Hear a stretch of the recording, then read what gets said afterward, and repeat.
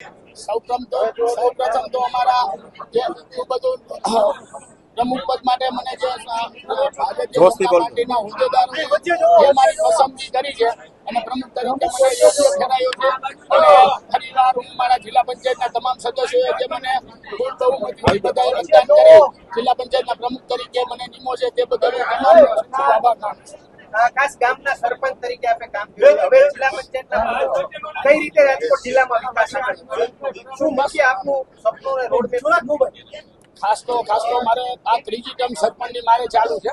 15 વર્ષથી સતત સરપંચ હોય એટલે નાનામાં નાના અને છેવાડાના માણસોના શું પ્રશ્નો છે એ અમે સારી રીતે જાણી શકીએ છીએ.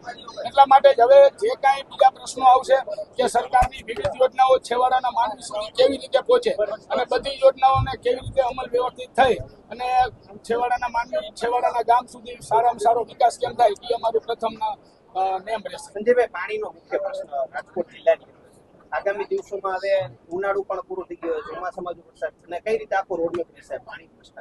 અમારી સરકારે આમ જોઉં તો હું 20 વર્ષથી પાર્ટીમાં છું અને પહેલા કરતા તો ઘણી પણ સગવડતા પીવાના પાણી અમારું કુવાડવા રાજકોટ તાલુકામાં પણ આવું પહેલા બહુ મોટો પ્રશ્ન હતો. અત્યારે રાજકોટ તાલુકામાં લગભગ ક્યાંય છે નહીં અને બીજા જે કાંઈ હશે તો એ અમે અમારી રીતે જોઈને જે કાંઈ યોગ્ય થતું હશે તો આગામી સમયમાં બધી યોજનાઓ લાવી અને સૌની યોજના જે આપ જાણો છો કે બધી ગામડે અત્યારે તળાવો ભરવાની અને ડેમો ભરવાની જે યોજના છે એને વ્યવસ્થિત પ્રગતિમાં લઈ અને અમે કરાવશું. ખાસ કોઈ સપનું છે આપણું રાજકોટના વિકાસ માટે?